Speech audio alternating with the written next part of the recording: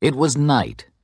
8 men were sitting together in an empty room of a small house. The only pieces of furniture were a simple wooden table and 8 chairs. The only light came from a lamp on the table.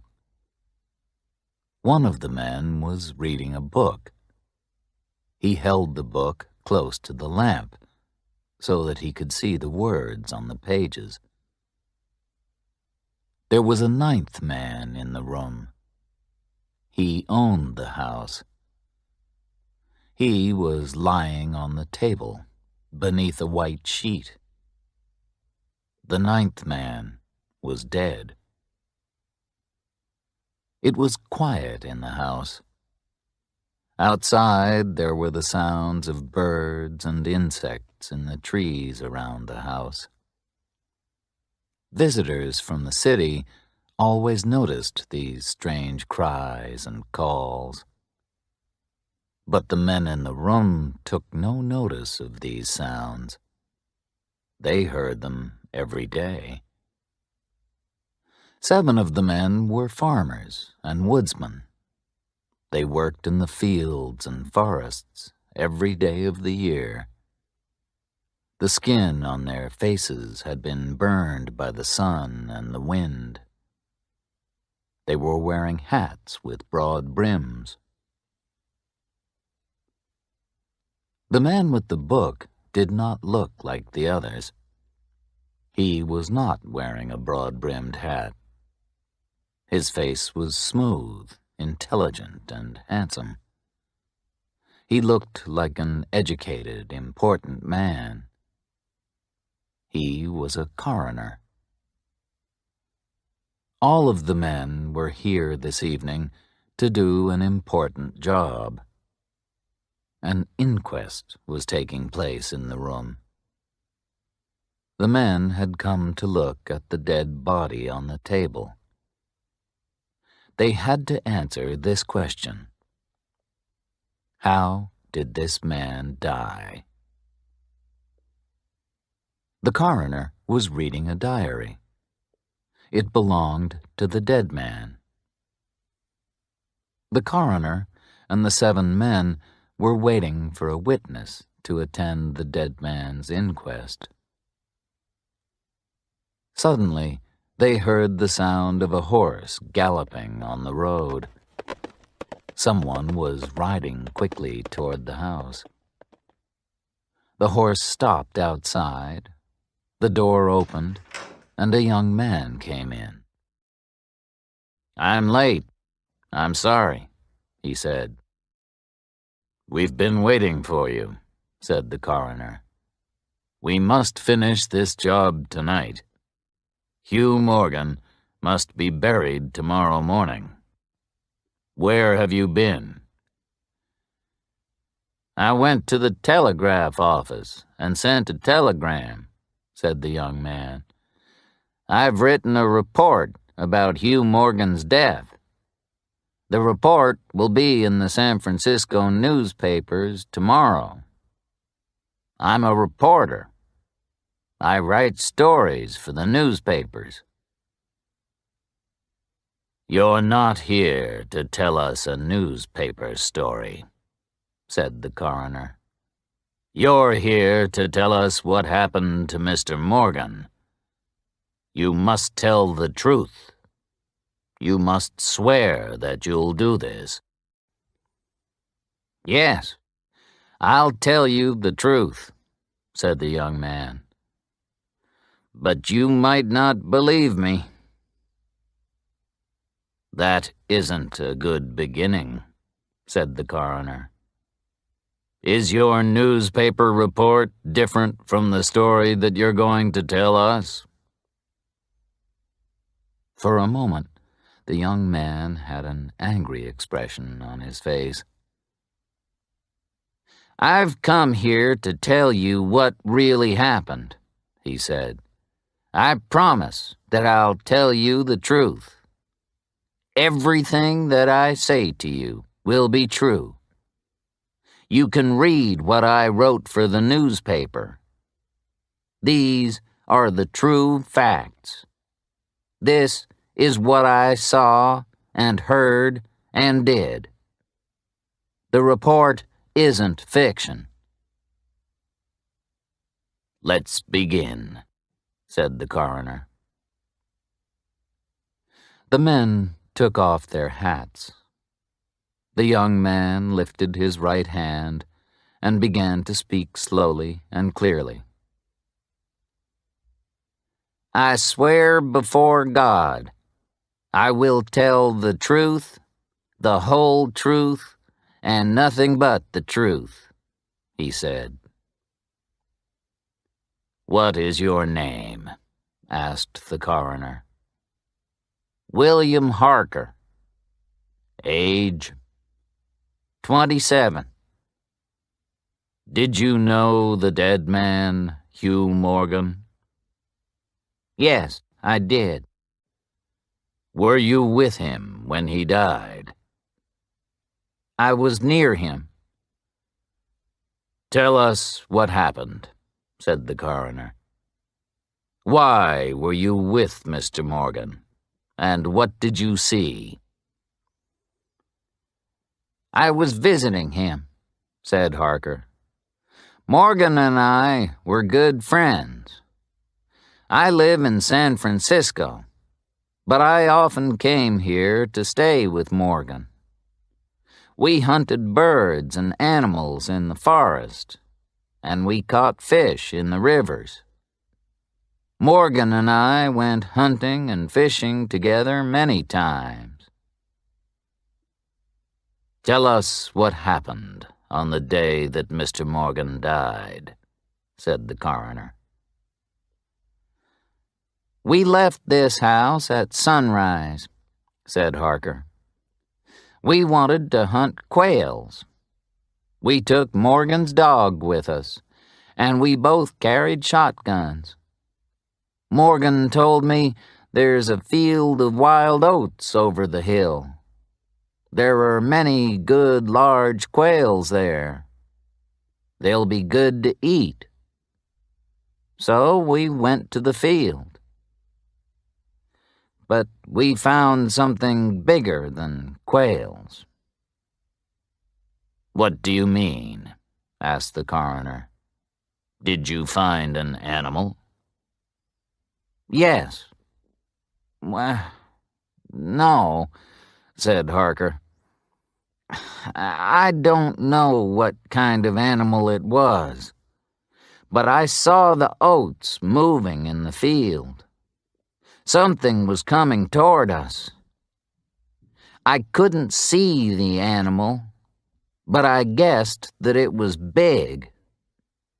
Morgan didn't say anything. He lifted his gun and aimed it at the oats." Harker stopped speaking and looked toward the window. "Please continue, Mr. Harker," said the coroner. "What happened next?" "I pointed at the moving plants," replied Harker. "I said, 'Morgan, if that's a deer, you won't be able to kill it with a shotgun. You'll need a more powerful gun, a rifle. But maybe it's something bigger than a deer. It might be a bear or a mountain lion.' But Morgan didn't reply. He just aimed his gun at the oats and stared. I began to be afraid. Our shotguns wouldn't stop an angry bear or a lion." "Mr. Harker, you say that it was a big animal," said the coroner. "Do you know the difference between a bear and a lion and a deer?" "Yes, I do, sir," said the young man quickly and angrily. "And that's the strangest part of this story. I saw the oats moving, and I heard something coming through the plants. But I couldn't see what it was. A big thing was moving toward us, but I couldn't see it." "Did you speak to Mr. Morgan again?" asked the coroner. "Yes," said Harker. "I shouted, 'What is it?' But Morgan didn't reply. The animal, thing, was coming closer, and Morgan got ready to fire his gun. Suddenly he said, 'It's that damned thing!' He was terrified." "Did Mr. Morgan know what it was?" asked the coroner. "Is that what you believe, Mr. Harker?" "Yes, sir," Harker replied. "I believe that Morgan had seen it before. Then he fired his gun, and I heard a terrible sound. It was the scream of a wild animal." "And did you fire your gun too?" asked the coroner. "No, I didn't. I couldn't," replied Harker. "The smoke from Morgan's gun was in my eyes. I couldn't see where to aim my own gun. Then, suddenly, Morgan dropped his gun and started to run." "He left you?" asked the coroner. "Well, I was surprised," said Harker. "But I didn't have time to think about it. Something knocked me to the ground." "What knocked you down?" asked the coroner. "Well, I didn't see it. But it was soft and heavy. It moved very fast." "And then what happened?" "I heard wild screams near me. They were like the sounds made by dogs who were fighting. Then I saw that Morgan was fighting. He was on the ground. He was fighting for his life." "Fighting what?" asked the coroner. I don't know," said the young man. "I couldn't see anything, or anyone. But Morgan was on the ground, and there was a strange movement in the air around him. I don't know how to describe it. It seemed as if the fight was happening underwater. Sometimes I couldn't see one of Morgan's hands. Sometimes his head disappeared. Then his whole body moved again." "And did you try to help Mr. Morgan?" asked the coroner. "Of course I did. I ran toward him. But I found him like this." Harker pointed to the dead body on the table. "And where was the animal?" asked the coroner. "I don't know. I only saw the oats moving again. They moved as if there was wind blowing across them. The thing, whatever it was, went into the woods. My friend was dead. I came into town to get a police officer." "Very well," said the coroner. "We'll examine the body." He lifted the white sheet off Morgan's body. Then he removed a handkerchief that was tied around the dead man's head. The handkerchief kept Morgan's mouth closed. The other men looked closely. One of them held the lamp high. Its light shone on the body of the dead man. Hugh Morgan's throat had been torn open. There were many terrible, deep injuries all over his body. His clothes were soaked with blood. "Gentlemen, you've heard Mr. Harker's story," said the coroner. "You've seen Mr. Morgan's body. What shall we write on the death certificate? Did a wild animal kill Mr. Morgan? Or was he murdered? We must decide." The 7 men went out of the room and spoke together quietly for 2 or 3 minutes. William Harker turned toward the coroner. "I see that you have Morgan's diary, sir," he said. "Have you read it? Does it tell us anything important?" "I've read it quickly," said the coroner. "No, it doesn't tell us anything about the cause of Mr. Morgan's death." The 7 men came back into the room. One of them stood in front of the coroner and spoke. "We believe that Hugh Morgan was killed by a mountain lion," he said. "Thank you, gentlemen," said the coroner. "Everyone can leave now. Mr. Morgan will be buried in the morning. I'll send for an undertaker." That was the end of the inquest. But it was not quite the end of the story. William Harker was a writer.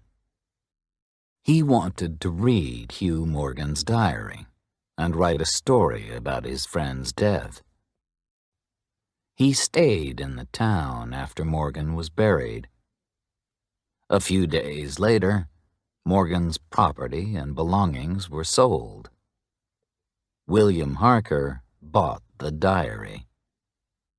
Hugh Morgan had been a lonely man who had written all his thoughts in his diary. But he had not always written days and dates in the diary, and some of the pages in the book were torn. Other pages were missing. This is what Morgan had written before his death. "My dog is behaving strangely. He barks and turns around again and again. He looks at something that isn't there. He runs after something that he can't see. This has happened several times. 2 September. Tonight, I was looking at the stars in the sky above the hill. Then, something strange happened. Someone or something moved between me and the stars. The stars suddenly looked like a pool when you drop a stone in the water. Am I going crazy? 27 September. It's been here again. It moves around the house. Now I keep my gun beside me always. Does this thing only come at night? Today I saw footprints in the soft ground near the house. What's happening here? Am I going crazy? 3 October. I shall not leave my home. I will not run away because of this thing. But it might make me crazy. 5 October. I've invited my friend Harker to stay here. I'll say nothing. Maybe he'll find an answer. Maybe he'll see the thing, too. Can the dog see it? I'm sure that the dog hears it. It hears things that I can't hear. Can the dog see things that I can't see? Perhaps that is the answer. If there are sounds that men can't hear, are there colors that men can't see? Is the damned thing a color that men can't see?